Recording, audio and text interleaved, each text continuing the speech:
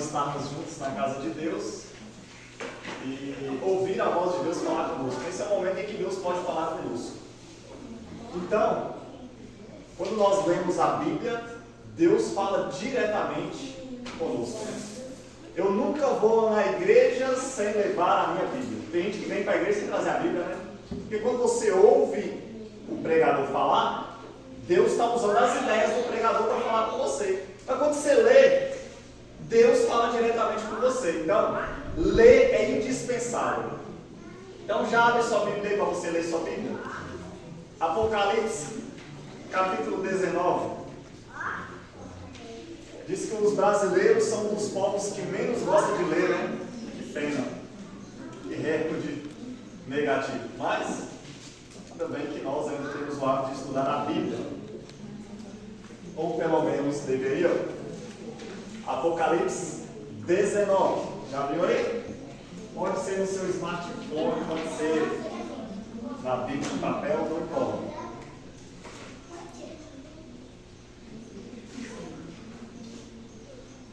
Feche seus olhos e vamos falar com o nosso Deus mais uma vez. Oremos. Santo, santo, bondoso e maravilhoso Deus. Muito obrigado porque estamos desfrutando mais um sábado em nossa vida. Obrigado também porque fazemos parte do teu povo e queremos sair daqui, Pai, tendo uma experiência com o Senhor, que possamos ser marcados por esse momento, que possamos fazer a entrega do nosso coração e que, acima de tudo, que possamos ter a certeza da nossa salvação. Amém. Peço que o Senhor nos dê sabedoria, nos dê entendimento, para que possamos entender o que o Senhor está falando conosco. Oramos em nome de Jesus. Amém. Apocalipse 19, você já abriu aí? Procura o versículo 11. Apocalipse 19, verso 11. Diz o seguinte: vi o céu aberto e eis um cavalo branco. O seu cavaleiro se chama o quê? Fiel verdadeiro. Isso, fiel e verdadeiro. Estou vendo que você está lendo, hein? Parabéns. E julga e peleja com justiça. Os seus olhos são chama de fogo. Oh, glória, está lendo. Um dia eu fiz uma pergunta lá, a igreja nem respondeu, eu estava nem acompanhando. Na sua cabeça há muitas diademas, tem um nome escrito que ninguém conhece senão ele mesmo. Está vestido com um manto tinto de sangue e o seu nome se chama o quê? Verbo de Deus. Outras versões da palavra de Deus. E seguia-no os exércitos que há no céu, montando cavalos brancos, com vestiduras de linho finíssimo, branco e puro. Amém? Vamos dar uma pausa e a gente volta à leitura. Eu estava me lembrando de algo que aconteceu pouco tempo atrás, quando eu ainda era um adolescente. Você se lembra quando você era adolescente? Eu me lembro, porque parece que foi ontem. E pensa no bicho que come. É o tal do adolescente. Come, come, come, você não sabe para onde vai a comida.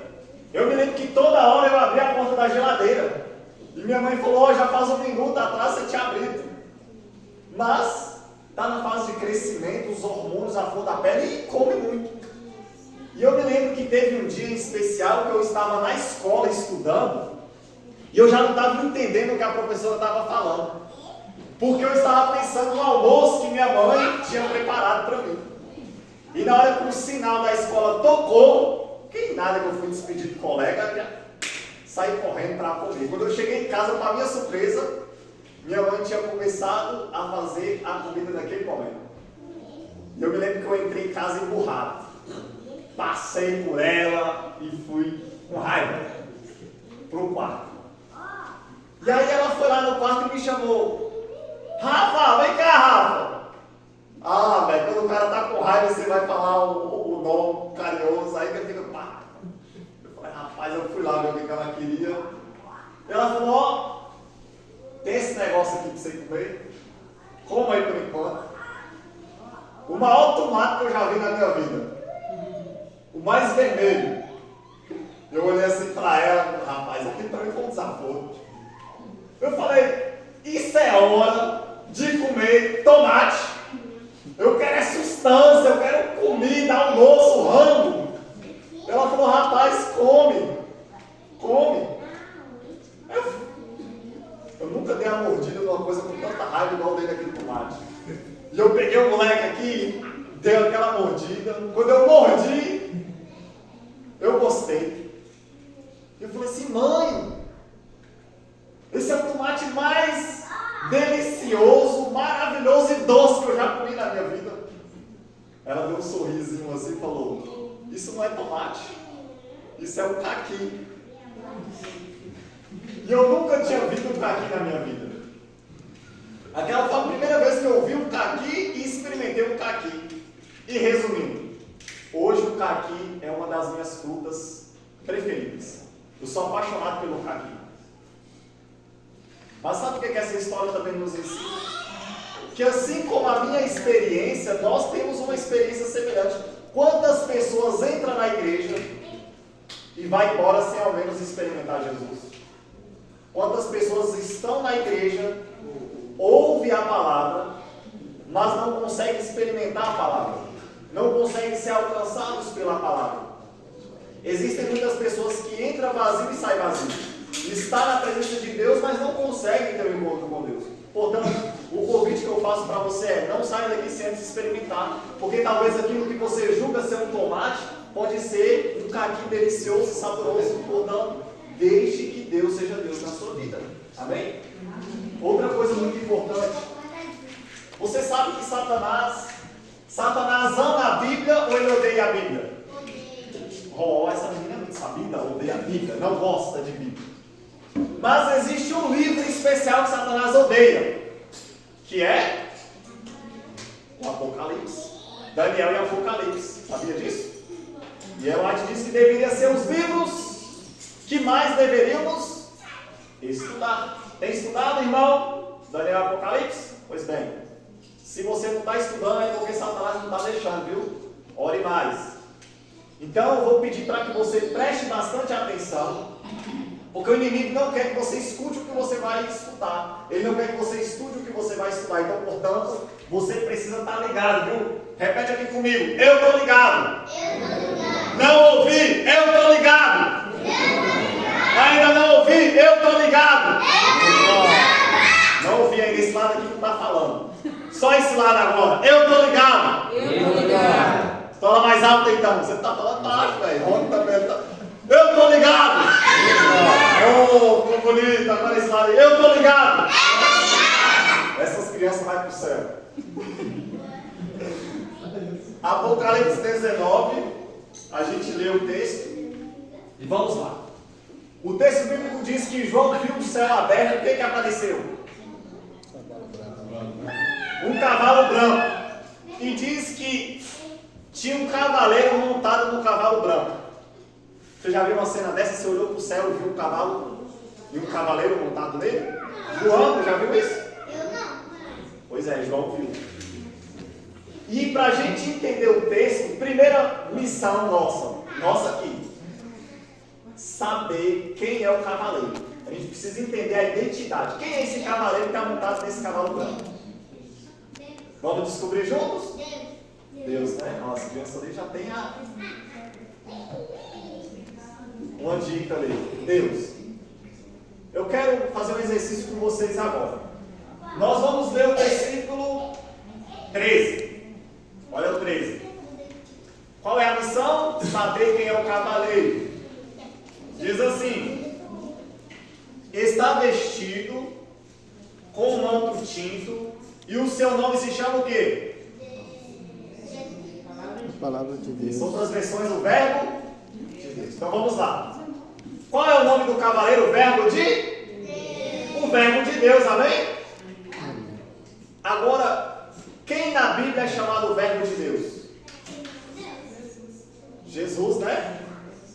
João capítulo 1, João diz: no princípio era o verbo estava com Deus e o verbo era Ele estava no princípio com Deus e todas as coisas foram feitas por intermédio dele. E sem ele nada do que foi feito se fez.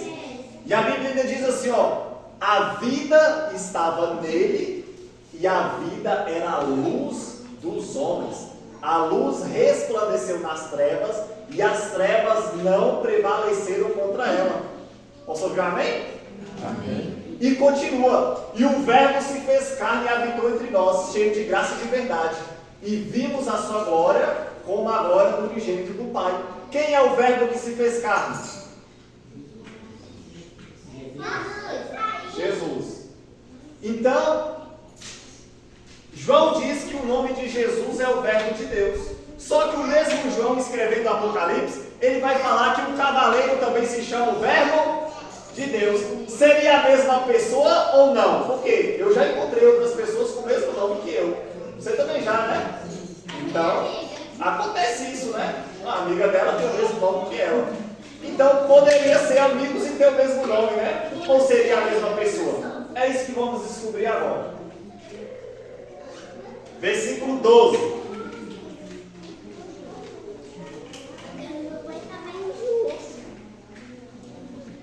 Vamos ler o 12 agora.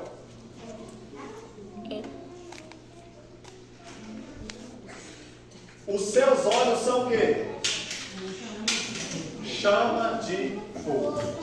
Alguém aqui já viu alguém com olhar de chamas de fogo? Já? Você olhar, o olho da... Já viu? Você olhar assim dentro do olho e você vê um brilho que seja mais forte que o fogo? Quem é essa pessoa? Você viu? Ó, Caleb? Eu quero conhecer esse Caleb também.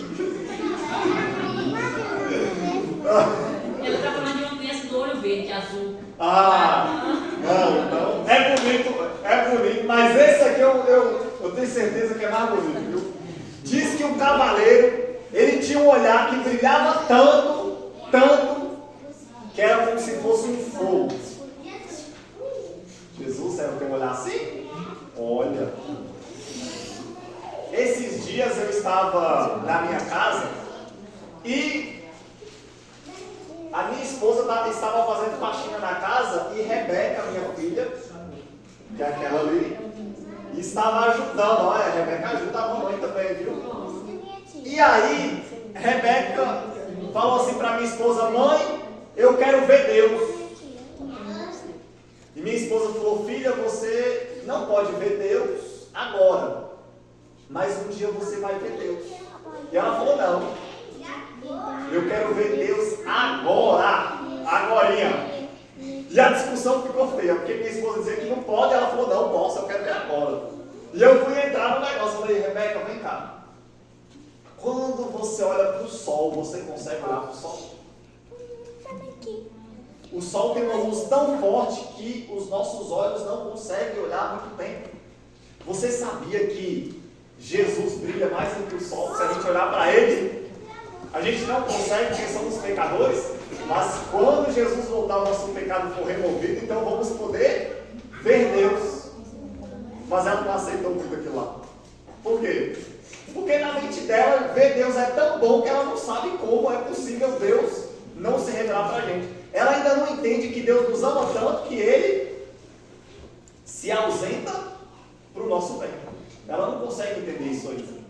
Mas eu fiquei maravilhado por ela ter esse desejo de ver Deus. Pois bem, esse cavaleiro tem um olhar que é penetrante, brilha como um fogo. Agora vamos ver como que João descreve Jesus glorificado. Aqui em Apocalipse capítulo 1, você pode abrir também. João vai ter um encontro com Jesus. Após Jesus ter voltado para o Pai, há muito tempo depois, João, isolado na ilha de Patmos, ele vai ter um encontro com Jesus. E como que ele descreve Jesus?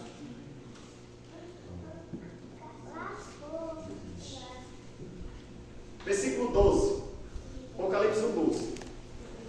Voltei-me para ver quem falava comigo, e voltando vi 7 candeeiros de ouro. E no meio dos candeeiros, um semelhante a filho do homem, com vestes talares e cingido à altura do peito, com uma cinta de ouro. Versículo 14 agora. A sua cabeça e cabelos eram brancos como a alva lã, como neve, e os seus olhos como chama de fogo. Então, João diz que os olhos de Jesus são como chama de quê? Fogo. E João também diz que o cavaleiro tem olhos como chama de quê? Ou seja, já não tem dúvidas. Jesus e o cavaleiro são a mesma. Amém? Amém. Amém. Só que não parou por aí. O cavaleiro tem um outro nome. No versículo 11 agora, olha só o que diz aí. Apocalipse 19, versículo 11. Vamos voltar lá e ver o outro nome.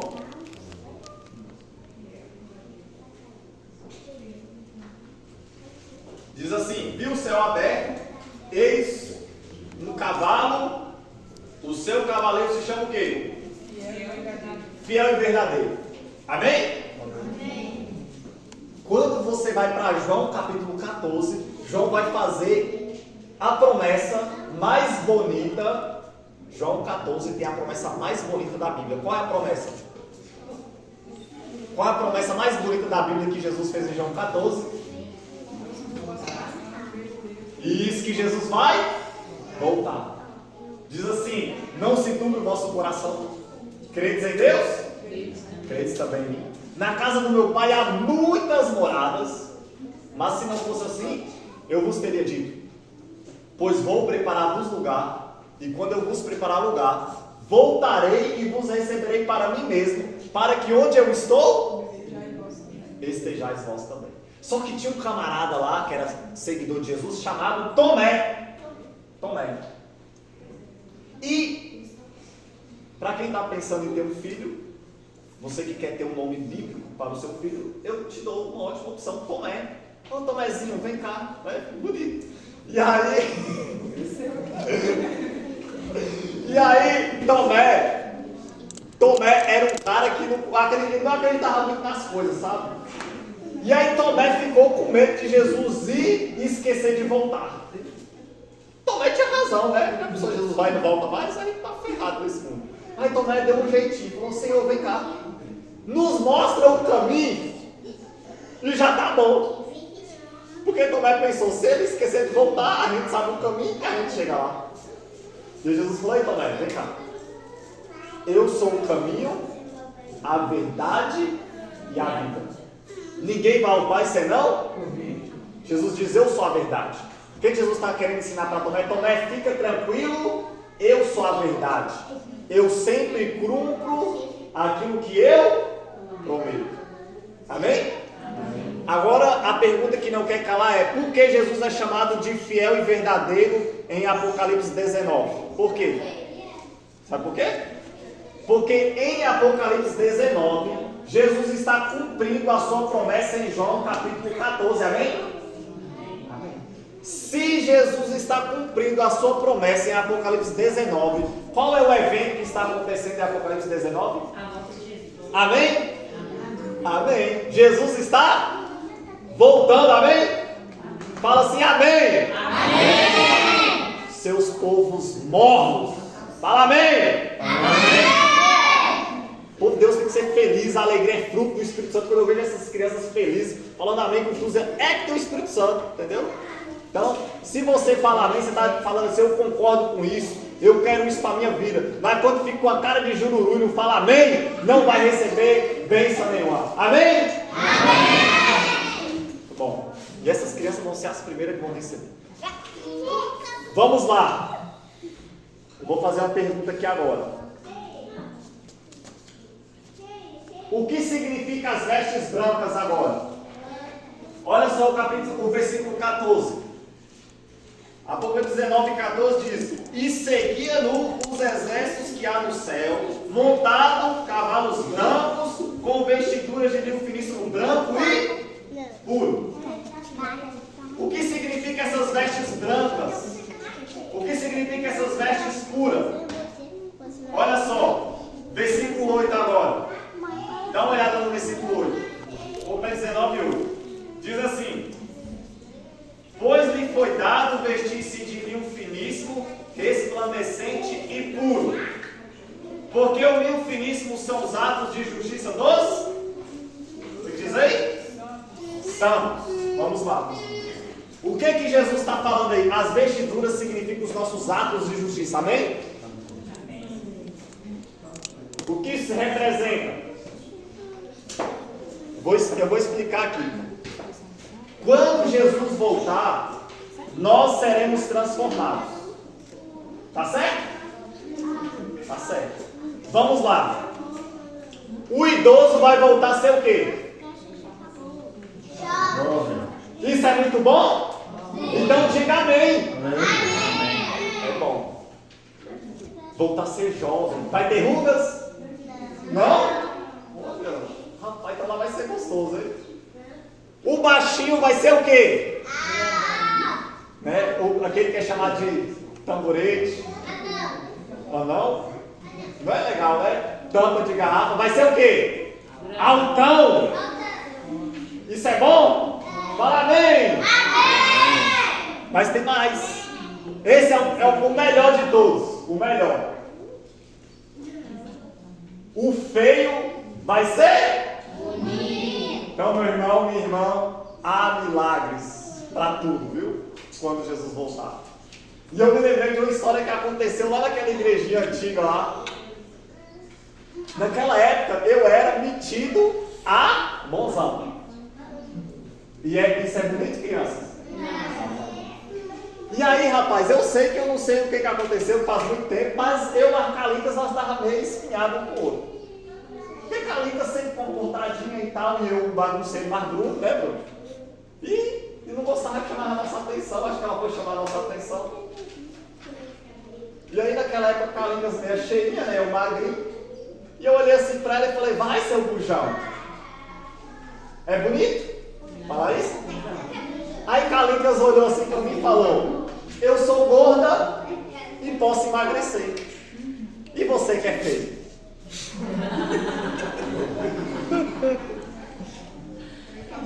Eu sei que eu mereci, mas também ela pegou pesado comigo.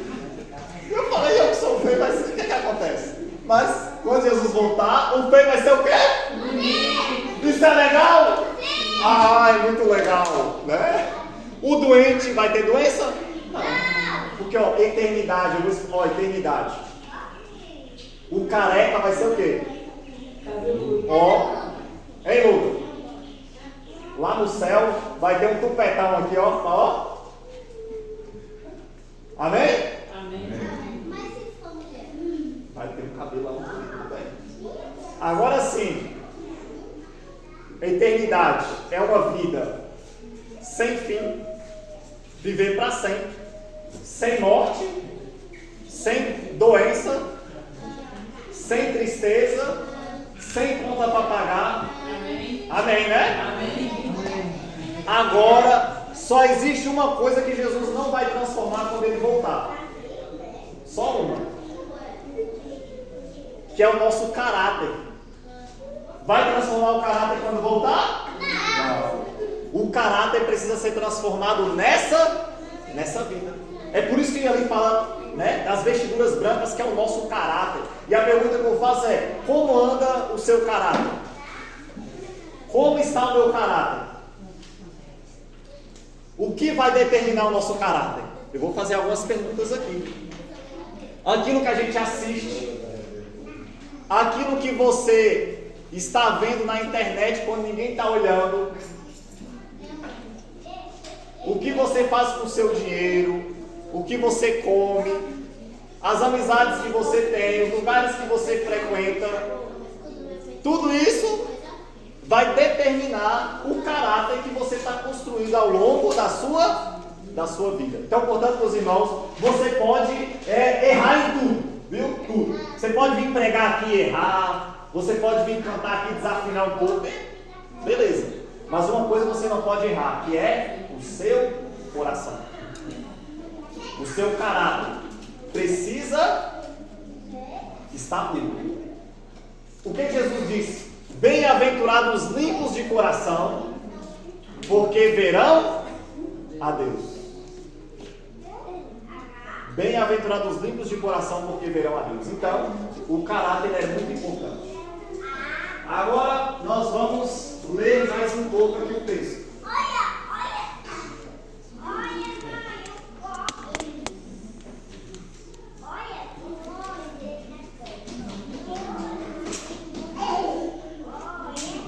Versículo 17 agora.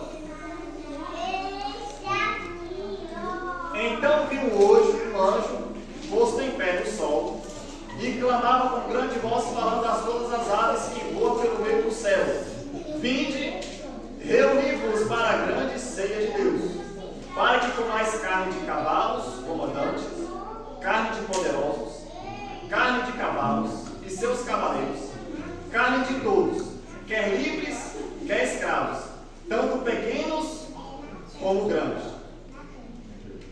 No versículo 21, o restante foram mortos com a espada que saía da boca daquele que estava montado no cavalo, e todas as aves se fartavam das suas carnes.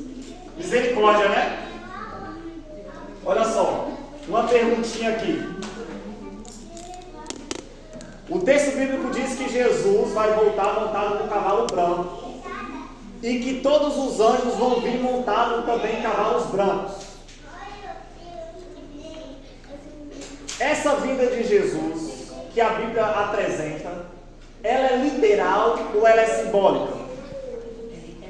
Literal? Quem é que acha que é literal? Levanta a mão aí. Quem acha agora que é simbólico?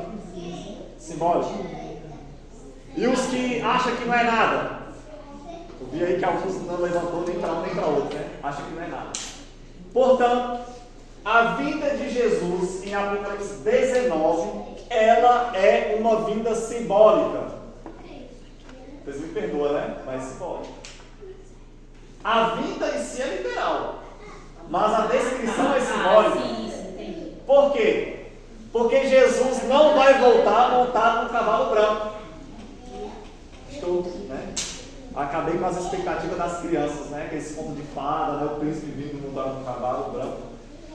Mas Jesus vai vir em uma nuvem, que é muito mais legal.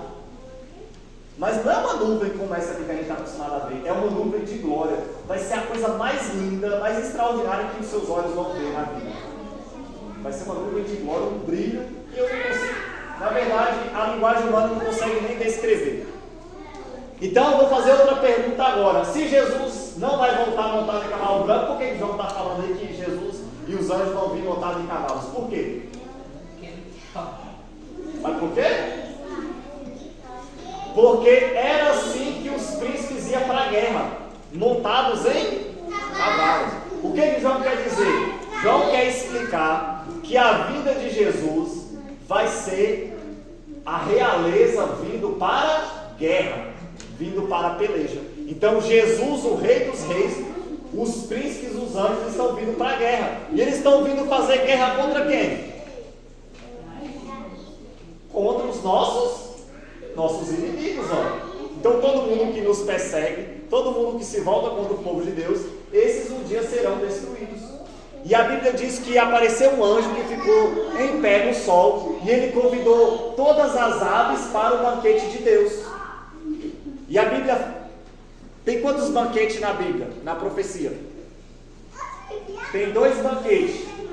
O primeiro, que é esse que a gente está estudando, e o segundo. O segundo vai ser quando todos os salvos estiverem no céu. Esse vai ser bom, né? Vai ter uma mesa e todos os salvos vão estar nessa mesa. Vai estar Moisés, Enoque, Pedro, Paulo. E quando você vê quem é que está lá, você vai estar lá também, amém? Amém. Mas somente aqueles que amam a palavra. E aí, a segunda é essa que a gente está estudando. A Bíblia diz que todos os ímpios vão morrer quando Jesus voltar, e Jesus vai convidar as aves para se alimentar das carnes daqueles que morreram, porque não vão ser sepultados, vão ficar aí, e as aves vão vir, vão se fartar das carnes dessas pessoas. Nesse dia ninguém vai ficar em cima do muro. Hoje nós podemos enganar qualquer pessoa. A gente pode viver de aparência. Eu posso enganar o pastor, eu posso enganar os líderes da igreja, eu posso enganar todo mundo. Eu posso sentar no banco aí e não estar ouvindo o que está sendo pregado, né? Por exemplo, a irmã Deus eu nem pisco os olhos, né? Mas eu vejo pessoas aqui que já estão se retorcendo todo, doido para ir embora, né? Então assim, aqui a gente pode viver de aparência, mas nesse dia, meu irmão, ninguém vai viver de aparência não. Ou você é crente ou você não é.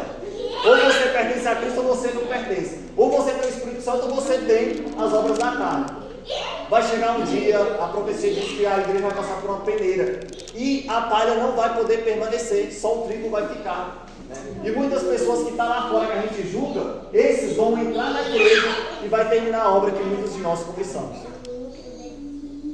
Eu ouvi uma história muito interessante, eu quero compartilhar com vocês.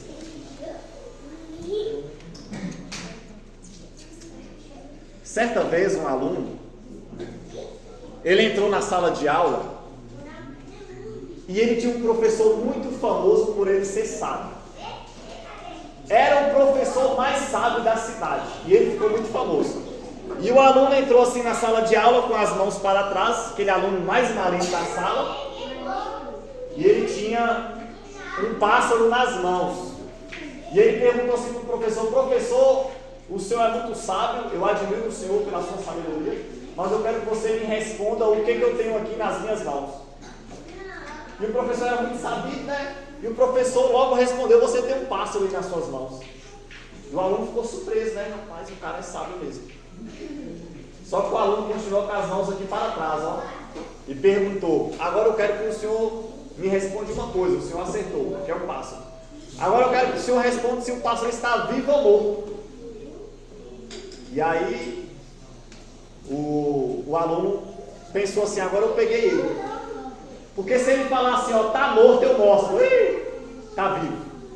Mas se ele falar que tá vivo, eu torço o pescoço dele aqui mesmo e mato e falo: não, tá morto. E agora o professor estava sem saída, né? E aquele professor começou a pensar, ele ia de um lado da sala assim pensando, ia do outro lado pensando. E até que ele respondeu e falou assim: ó, se o pássaro está vivo ou morto, eu não sei. Mas de uma coisa eu tenho certeza: a decisão está em suas mãos. Talvez enquanto eu estou pregando aqui, você ficou tão maravilhado com o céu que você está se perguntando: será que eu vou ser salvo?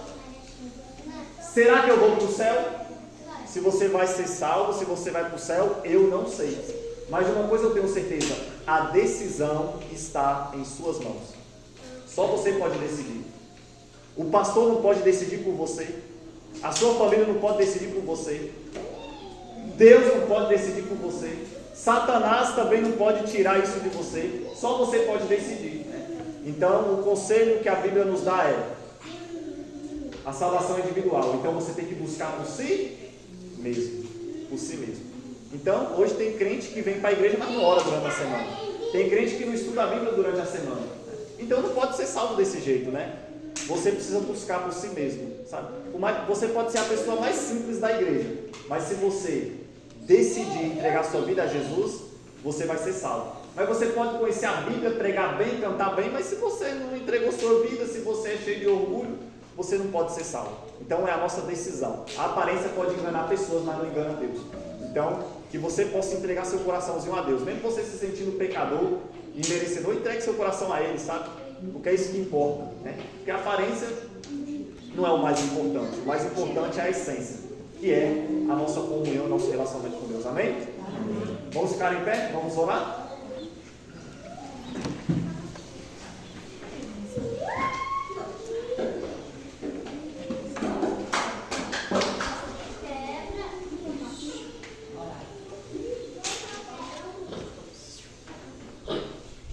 Feche os seus olhos, vamos falar com Deus. Oremos. Grandioso Deus, nesse momento nós estamos muito agradecidos porque o Senhor tem uma eternidade reservada para cada um de nós. Amém. Sabemos que nós não somos merecedores, mas seremos salvos pelos méritos de Jesus. Amém. Por isso queremos nos entregar a Jesus e confiar somente nos méritos dele e não nos nossos. Também queremos pedir perdão por algumas coisas, Pai. Queremos pedir perdão pela nossa reverência, Senhor, porque nós não estamos respeitando a santidade da Tua presença entre nós. Estamos conversando, estamos andando, estamos nos comportando de forma indevida. Outra coisa que pedimos perdão também é por nossa falta também, Pai, de espiritualidade. Estamos vivendo um momento de mornidão e pedimos a chuva do Teu Santo Espírito para nos despertar. E pedimos acima de tudo, Pai, que o Senhor nos ajude a dedicar tempo para ter um relacionamento íntimo e pessoal com o Senhor. Nos ajude a estudar mais a Bíblia e a orar também. Abençoe essas crianças que aqui estão, Pai. porque hoje nós precisamos aprender com elas, mais do que elas aprender conosco. Nos ajude a voltarmos a sermos criança também. Oramos, agradecemos, em nome de Jesus. Amém.